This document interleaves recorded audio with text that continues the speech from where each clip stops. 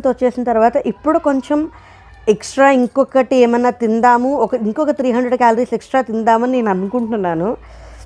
Doctor అంది, నువ్వు ఇప్పటి నుంచి ఈ 3 నెలలు ఏం తినకపోయినా నీకు 2.5 kg బేబీ పుట్టేస్తుంది అని.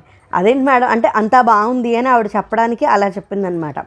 కానీ ఫస్ట్ ట్రైమిస్టర్ చాలా జాగ్రత్తగా ఉండాలి ఒకటి. ఇంకొకటి ఫుడ్ కూడా జాగ్రత్తగా తీసుకోవాలి.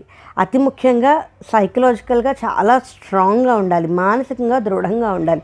అది చాలా ఆ సమయంలో మనకి ఇంత సంతోషం వస్తే బేబీకి దానికి 10 రెట్లు వస్తుంది. మనం ఇంత బాధపడితే బేబీ దానికి 10 రెట్లు బాధపడుతుంది.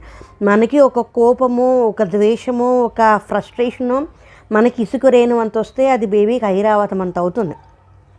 ఫస్ట్ ట్రైమిస్టర్లో ఎంత పాజిటివ్గా ఉంటే అంత మంచిది.